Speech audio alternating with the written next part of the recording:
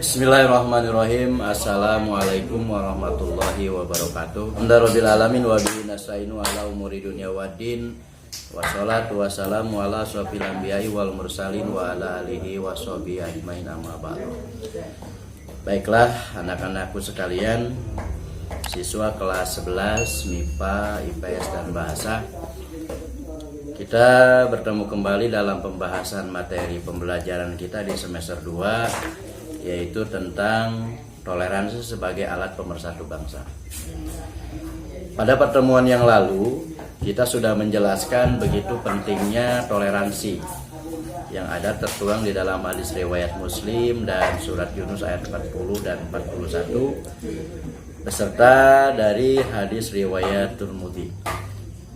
Nah, ada juga hadis riwayat Tirmidzi yang menyatakan bahwa An Abdullah ibni Amru radhiyallahu anhu qala Rasulullah sallallahu alaihi wasallam, khairul ashabi indallahi khairuhum li sahibihi wa khairul jirani indallahi khairuhum li jarihi. Hadis ini masih ada keterkaitan dengan hadis riwayat Muslim ketika di hadis pertama pada pentingnya toleransi ini, yaitu kita harus memiliki rasa cinta terhadap tetangga sebagaimana kita mencintai diri kita sendiri. Tetapi di hadis riwayat Tirmidzi ini menyatakan bahwa sebaik-baiknya sahabat menurut Allah adalah memang sahabat yang baik bagi orang lain, dan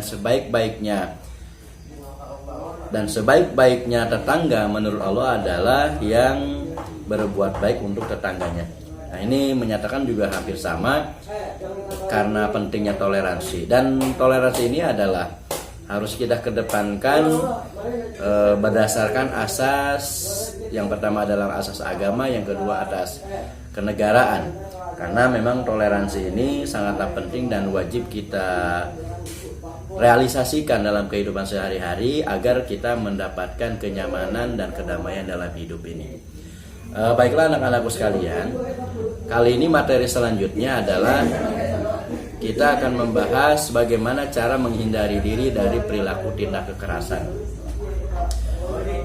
Maksud menghindari diri dari tindak perilaku kekerasan ini ya berarti kita memang jangan melakukan sama sekali atau jangan sekali-kali melakukan yang memang merugikan orang lain.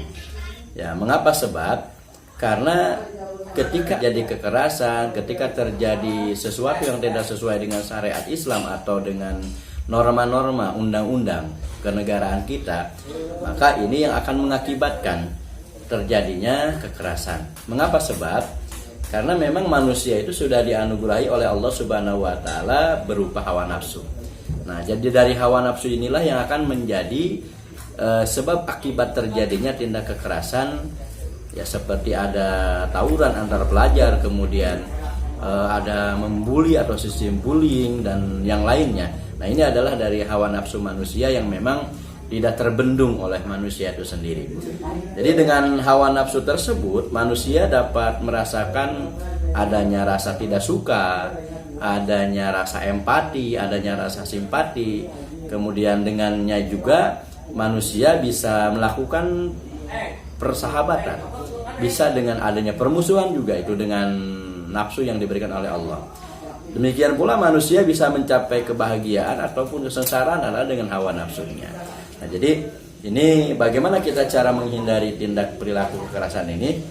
Kita lihat di dalam surat Al-Maidah ayat 32. Boleh kalian buka bukunya, kemudian lihat ayatnya. A'udzubillahi minasyaitonirrajim. Bismillahirrahmanirrahim. Min ajli dzalika katabna ala bani Israila annahu man qatala nafsan bi ghairi nafsin aw fasadin fil ardi faka'annama qatalan nasa jami'a wa man ahyaha faka'annama ahyan nasa jami'a wa laqad ja'atuhum rusuluna bil bayyinati summa inna katsiran minhum ba'da dzalika fil ardi la musyrikun. Nah, ayat ini di dalam surat Al-Maidah ayat 32 menjelaskan begitu tidak diperbolehkannya oleh agama, terutama adalah agama Islam, ini perilaku kekerasan terhadap siapapun. Mengapa? Sebab karena di dalam ayat ini ada statement. Apa statementnya? Waman ahyaha faka'annama ahyan nas jami'an. Barang siapa yang membiarkan kehidupan untuk manusia, berarti dia itu sama saja dengan memberikan kehidupan untuk manusia yang lainnya. Ada juga sebelumnya, waman qatala nafsan bi ghairi nafsin. Barang siapa yang membunuh satu jiwa tanpa ada hak untuk dibunuh atau berbuat kerusakan di bumi, maka itu sama saja dengan qatalan nafsa jami'a. Artinya sama saja dengan membunuh atau menghilangkan semua manusia. Jadi begitu pentingnya kita menghindari perilaku tindak kekerasan kepada siapapun. Ini oleh Allah pernyataannya seperti ini. Allah ini menjelaskan dalam ayat ini bahwa setelah peristiwa pembunuhan yang terjadi antara Qabil dan Habil, ini asbabun nuzulnya seperti itu. Allah menetapkan suatu hukum bahwa membunuh seorang manusia sama saja dengan membunuh seluruh manusia itu. Kemudian begitu juga menyelamatkan kehidupan seseorang manusia sama saja dengan menyelamatkan manusia yang lainnya. Ini sudah jelas sekali sesuai dengan ayat yang tadi kita bacakan. Man qatala nafsan bi ghairi nafsin aw fasadin fil ard fa ka'annama qatala nasa jami'an. Nah, ini aku semuanya dari perilaku menghindari kekerasan ini ya kita penting sekali. Ya artinya kita harus menahan emosi kita, harus menahan hawa nafsu kita supaya kita terkendalikan dan bisa menghindari dari perbuatan tindak kekerasan, khususnya adalah tindak kekerasan kepada orang lain. Kemudian kita bisa lihat ya, tidak hanya di dalam Al-Quran saja yang disebutkan pengaturan-peraturan seperti itu, tapi memang pada dasarnya peraturan-peraturan yang ada di setiap negara itu bersumber dari Al-Quran. Ya, jadi kita ini memang harus memikirkan nasib kehidupan orang lain juga. Ya, karena kalau kita sudah bisa membendung hawa nafsu, insya Allah maka kita akan bisa menyelamatkan orang-orang sama saja dengan menyelamatkan seluruh manusia yang ada di alam ini. Baiklah anak-anakku semuanya, selesai sudah materi kita tentang toleransi sebagai alat pemersatu bangsa. Jadi kita bisa memberikan kesimpulan yang pertama adalah bahwa toleransi itu adalah sangat penting. Yang tertuang di dalam hadis riwayat Muslim, tertuang dalam surat Yunus 40 dan 41 dan tertuang pada hadis riwayat Tirmidzi. Dan yang kedua adalah perilaku yang menjadikan kita itu akan bahagia dan nyaman dalam kehidupan di dunia ini. Kita harus berani menghindari tindak perilaku kekerasan terhadap orang lain, dan itu tertuang di dalam surat Al-Maidah ayat 32.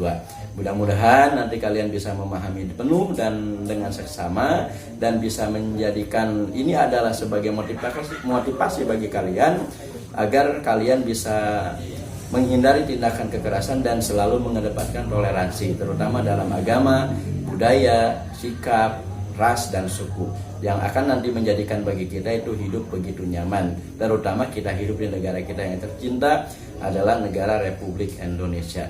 Itulah, mohon maaf sebesar-besarnya, mudah-mudahan ada manfaatnya.